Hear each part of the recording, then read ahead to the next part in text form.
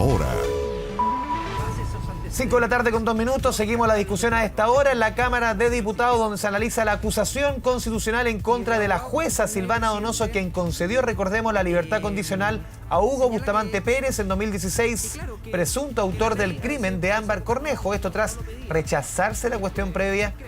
Hace algunas horas escuchamos al diputado Andrés Longton de Renovación Nacional, quien presentó esta acusación constitucional. Las comisiones podían rechazar libertades condicionales en base al contenido de los informes, a pesar de que cumplían con el artículo 2, sí podían.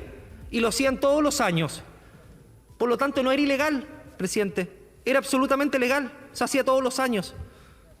Entonces, decir que solamente en base al artículo 2 podías entregar libertades condicionales es desconocer el sentido de la ley, presidente, porque se hacía todo el tiempo. ¿Cómo no vas a considerar los antecedentes? Lo hacían todas las comisiones de libertades condicionales y por eso las cifras eran abismantemente inferiores a las del año 2016. Presidente, por otro lado, acá hay una contradicción que es evidente, porque dicen que se señala el artículo 2, pero la Comisión de Libertad Condicional, el 2016, presidente, el segundo semestre, dejó en libertad personas que ni siquiera cumplían con el artículo 2. Es más, las relatoras dijeron que solamente les pedían tiempo mínimo y buena conducta. ¿Y qué pasa con los oficios? ¿O haber participado, haber ido a una escuela en el establecimiento? O sea, eso no era considerado por la Comisión del 2016, siendo que ellos mismos decían que tenían que cumplir con los requisitos del artículo 2. Presidenta, acá tengo una persona que está en lista 2. Tiempo mínimo, conducta, trabajo y educación sin cruz. Y fue dejada en libertad por la misma comisión el 2016. O sea, pongámonos de acuerdo, pues, presidente. Si cumple con el artículo 2, ¿los dejamos en libertad o no los dejamos en libertad? Bueno, al parecer la comisión encabezada por la ministra Donoso aplicaba la ley según sus convicciones personales, a su arbitrio, de manera antejodiza, porque algunos que cumplían con el artículo 2 completo los liberaba y otros que no cumplían también los liberaba, pues, presidente. Entonces, presidente, queda en evidencia que hay un actuar arbitrario en la aplicación y hacer en la aplicación de un buen sentido de la ley y apreciar todos los antecedentes en su mérito, presidente, y no actuar de manera arbitraria de acuerdo a los requisitos que ellos estiman que tienen que proceder de acuerdo a cómo se levantaron ese día, parece, presidente. Por otro lado, dice que el 2019, claro, cambió la ley, pusieron el artículo 3, dentro de los requisitos, pusieron el informe psicosocial, obviamente no vinculante. Pero, presidente, a mí me sorprende porque la ministra Donoso, en todos los recursos de amparo, ha seguido diciendo que esto es un derecho y que los informes son irrelevantes, no importa, da lo mismo su contenido, a pesar de que los informes psicosociales están en el artículo 3. Y yo les puedo leer el fallo, presidente, de Luis Carrasco Tapia, el psicópata de Rodelillo, que ella votó en voto de minoría para liberarlo en marzo de este año. ¿Qué dice? Que aún así, cuando la recurrida tiene la facultad de ponderar los antecedentes que le sean presentados y conforme a ellos decidir fundadamente sobre la solicitud, el carácter facultativo de esa determinación no importa que la misma pueda adoptarse desatendiendo los requisitos objetivos establecidos en el decreto ley 321, no poseyendo el informe psicosocial emitido de Gendarmería el carácter vinculante.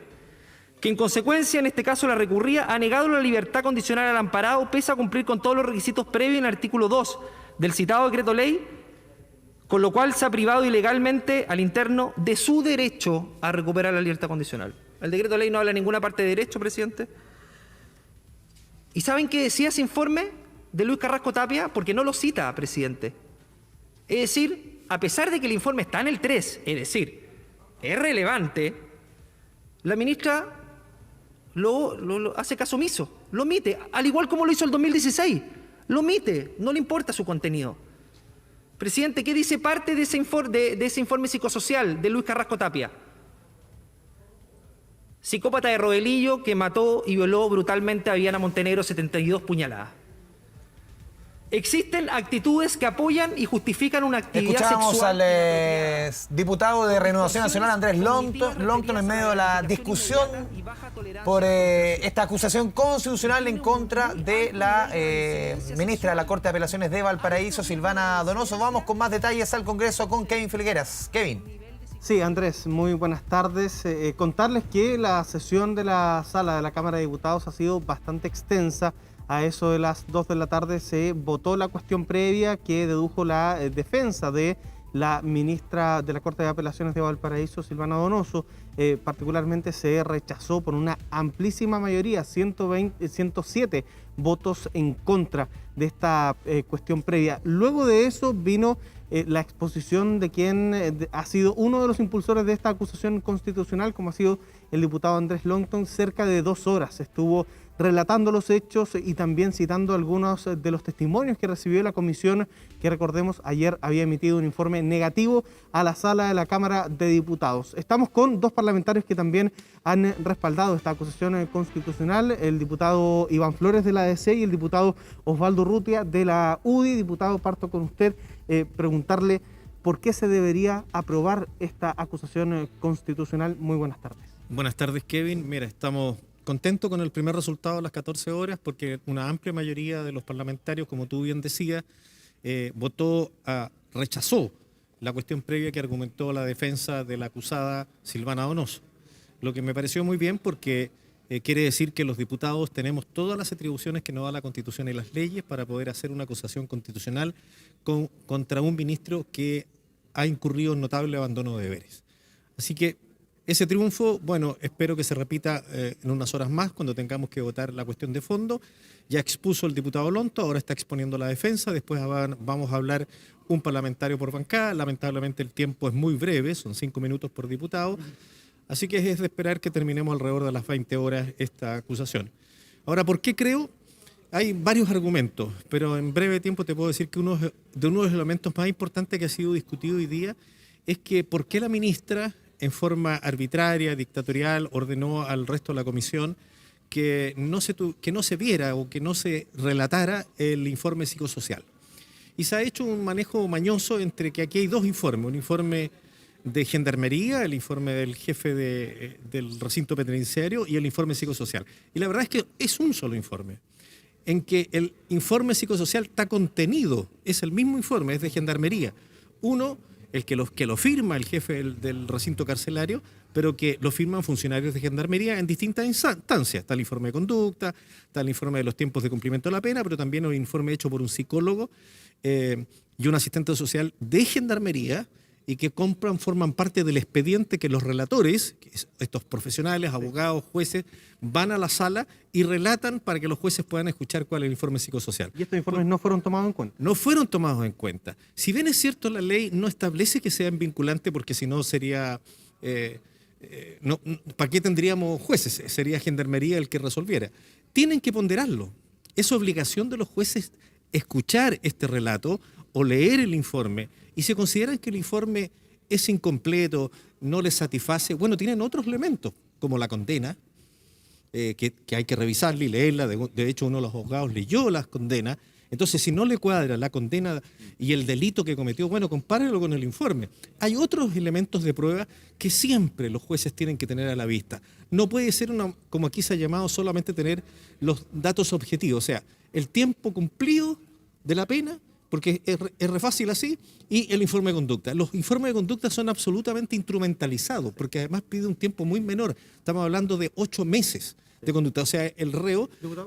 Sí. A su gusto, entonces, este caso, en el de Hugo Bustamante particularmente, se repite a lo largo del tiempo en el caso de la jueza Donoso. Por eso usted creería que tiene lugar esta acusación. Quizás el caso de Ámbar es un caso emblemático, pero la conducta de la jueza ha sido contumaz y reiterada durante muchos años. Perfecto. Diputado Osvaldo Urrutia, le agradecemos su tiempo. Diputado Iván Flores, lo decía el diputado Urrutia, está el tema de las relatoras que no fueron tomadas en cuenta al momento de expresar estos informes que se realizaron en Gendarmería, y de hecho las relatoras dieron cuenta en la comisión que revisó la acusación constitucional que estas decisiones se tomaron en cerca de 2 a 3 minutos, siendo que usualmente los casos toman cerca de 1 hora. ¿Esa es una de las razones que hay que ponderar en la sala de la Cámara? Buenas tardes. Buenas tardes, Kevin. Bueno, fue parte de los testimonios que hemos escuchado en donde las relatoras justamente, que sí hicieron la pega, revisaron los poco más de 1000 expedientes que hubo en los 2 procedimientos de libertad condicional del año 2016. ¿Y qué ocurrió?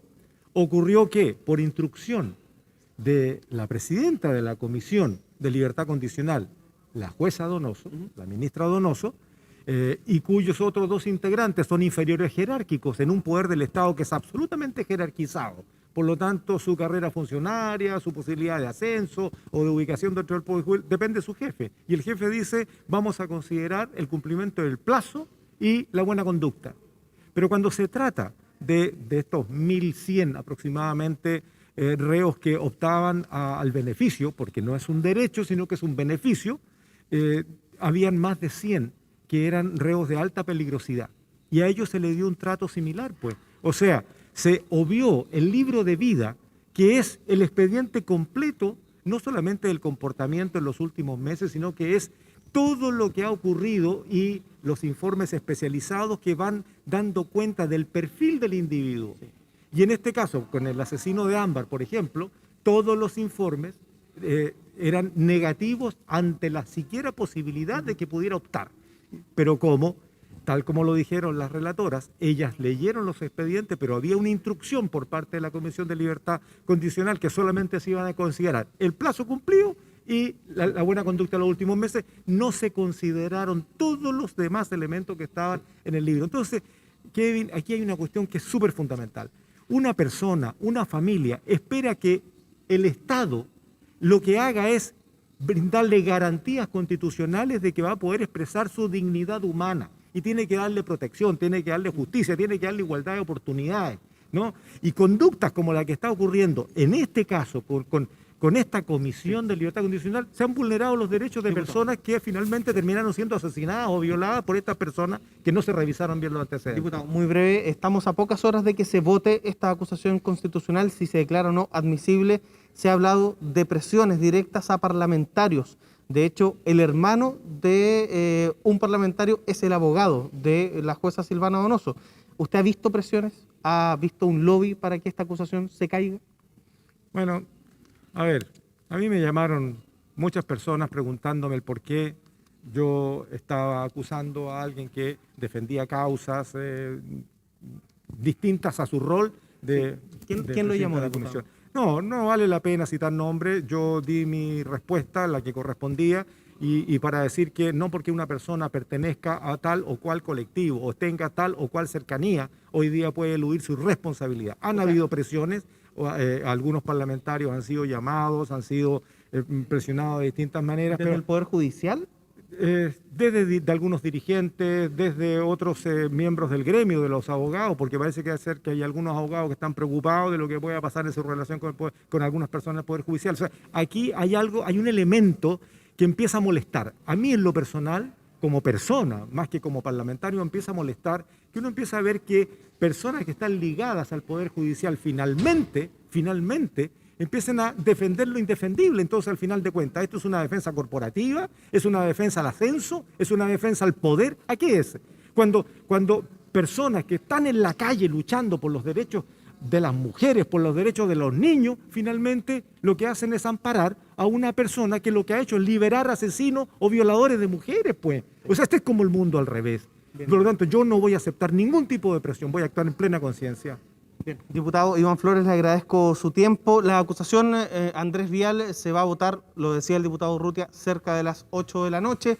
Falta aún todavía que tomen la palabra alguna de las bancadas y finalmente se dé a conocer el resultado de esta acusación constitucional. Si es que se llega a aprobar, Andrés, la acusación continúa en su paso al Senado y en ese momento la jueza queda suspendida de sus funciones hasta que se resuelva. Si se rechaza, este proceso queda hasta acá.